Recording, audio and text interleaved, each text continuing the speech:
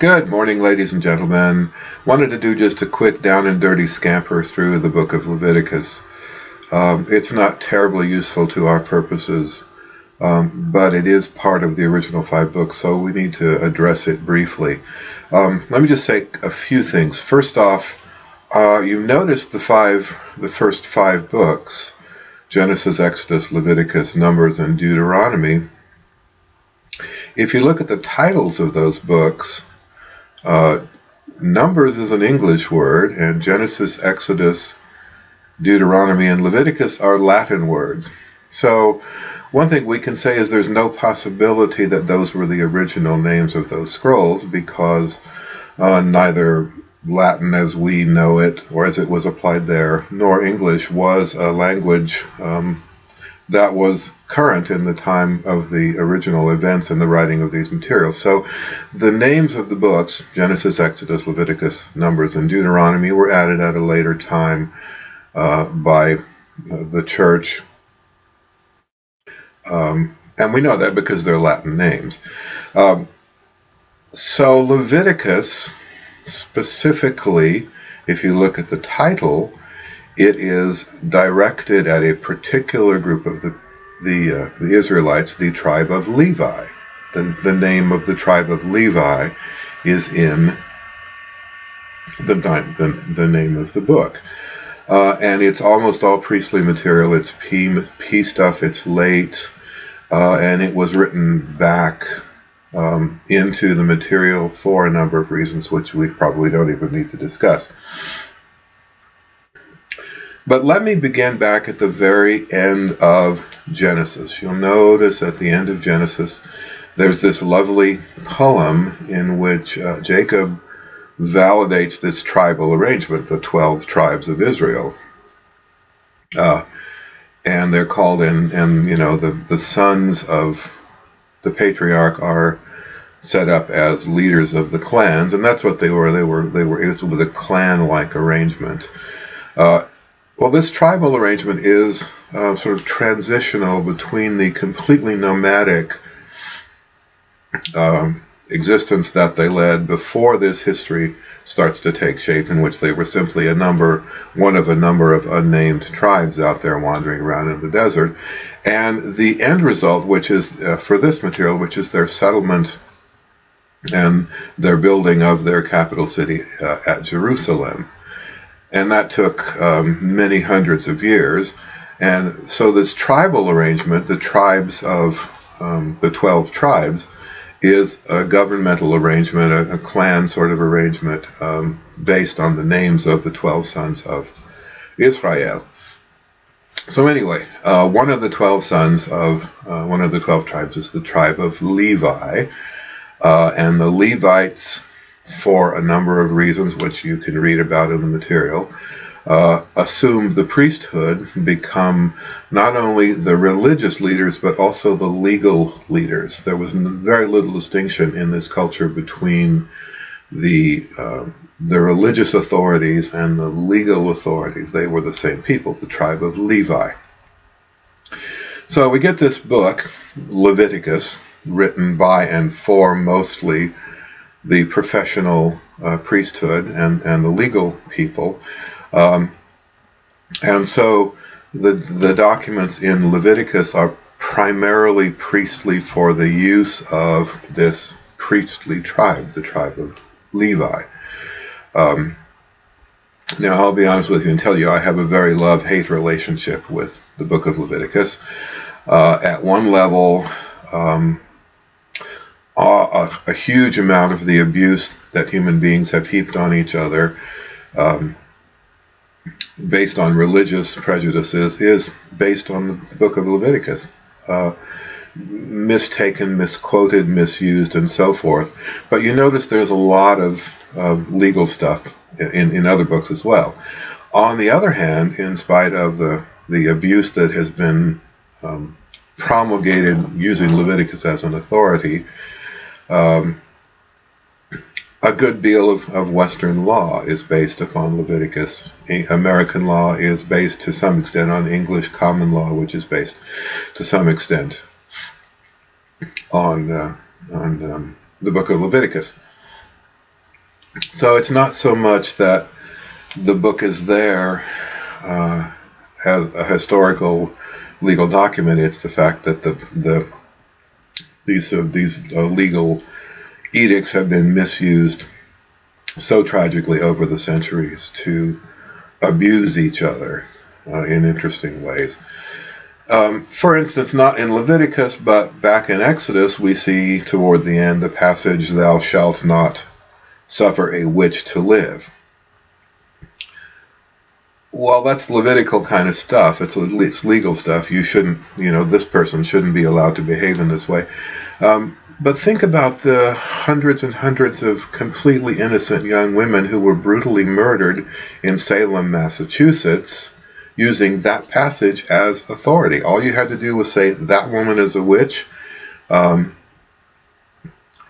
and the test was to throw her in the water, and if she floated, she was a witch. Well, you throw a person in the water, they're going to sink and they're going to die. So all you had to do was say, you're a witch, and it was a death sentence for hundreds and hundreds of young, completely innocent women. And it's based on this legal stuff, in this case in Exodus, but Levitical kinds of stuff, okay? So part of me wants to, if I could wave a magic wand and have the book of Leviticus completely go away, I would do that. But, people would find excuses to abuse each other in other ways. If you want to be mean to someone and hate someone, you can always find an excuse to do it. So this is convenient for some people. So in terms of reading the book of Leviticus, remember it's priestly material, and it's designed specifically, and the title of the book says so, designed specifically for the use of the tribe of Levi, the priests and the lawyers and judges, really, same thing in this culture. Lots of legal formulas, lots of do this, don't do that, kill that person, don't kill that person. In addition to thou shalt not suffer a witch to live, by the way, anyone who is having sexual relationships outside of marriage also should be killed. And in fact, a young woman, if she is found to be not a virgin on her wedding day, she's also to be taken out and killed. So there's a lot of bizarre, loopy stuff that has allowed insane abuse of human beings to each other. And it's all because of misuse and misunderstanding of this material. So you can talk about a couple of messages in Leviticus, which we might do later on in the week if you want to. But the important thing to notice is in many places, God or Moses or somebody says, you should say this to Aaron and his sons. Aaron and his sons are the tribe of Levi. And that is in completely clear directions that this material right here is directed to the tribe of Levi only. It's not an unusual phenomenon. You think in some Christian religions and probably some Orthodox Jewish religions as well, the clergy is expected to have a higher standard than other people. So, priests have separate rules that don't apply to the rest of us. Like, for instance, the rule in the Catholic Church and some others that priests shouldn't be married. It applies to a priest because a priest is a priest. It doesn't apply to the rest of us. So all of this stuff in Leviticus where it says, say this to Aaron and his sons, that's special priestly rules that are never intended to apply to the rest of us. It says so in the literature. I'm not preaching a sermon here. That's what it says.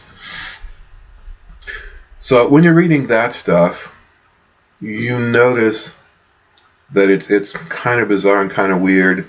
And the only other thing I'll say about Leviticus is that reinforces this direction at the tribe of Levi and the priesthood in general and professional religious people in general is the images of some of the things that seem strange. You shouldn't wear clothing woven of two kinds of fabric, or you shouldn't plant two kinds of crops in the same field.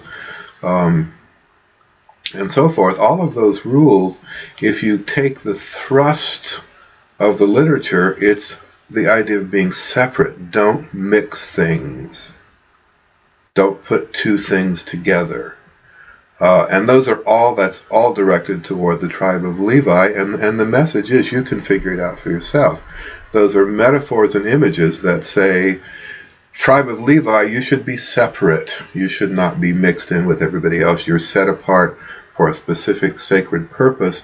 And all of these metaphors designed by the writers are designed to reinforce separateness.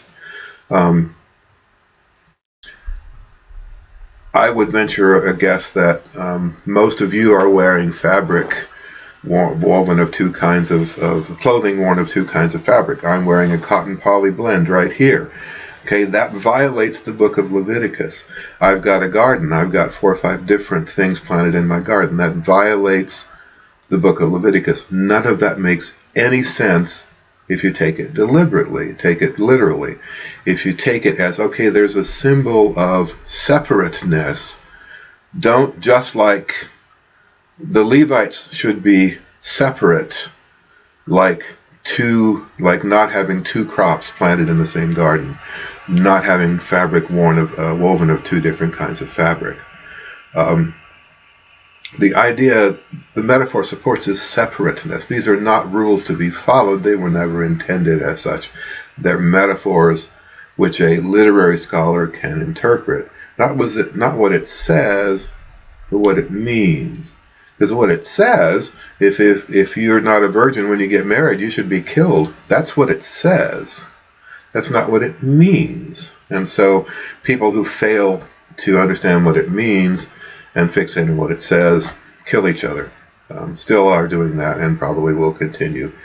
Okay, so I don't know that we need to spend any more time on Leviticus. If there's something specific that you want to talk about, by all means, I'll make a thread in the forum and we can talk about that. But to ask the question, why does it say that? The only rational answer is it says that because it's reinforcing this idea of separateness for the tribe of Levi. That's again, using Occam's razor, that's the most logical explanation. If you go down that other crazy road, well, it says, if you're not a virgin on your wedding night, you should be stoned to death. That's what it says.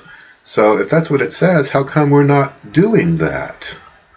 Well, we're not doing that because we choose not to, because we understand that piece as metaphorical and symbolic. But then, the people back in the early centuries of this country killed young women because it says thou shalt not suffer a witch to live. Well, okay, that's what it says, that's what you do. But at some point the whole thing gets so incredibly loony that you have to realize there's something else at work here. And in this case, ladies and gentlemen, the literary approach is the answer. It unlocks the whole thing and explains everything else. To avoid the literary approach is to say, well, I'll kill these people over here, but I won't kill these people over here because you know what, they're kind of like me and I don't want to kill people like me. So the people who are less like me, I can kill them, and it says so in the Bible. You start down that crazy road and you see where that leads us. Okay, so that's Leviticus. If there's I'm not going to say any more about it. If there's anything specific that you want to sort of look at from a literary standpoint, I'm happy to entertain that in the forum. And I'll put a thread up there for that right now. Okay, so please, as you're reading, focus on Numbers and Deuteronomy, and we'll talk a little bit more about that later on. Okay, thanks, bye.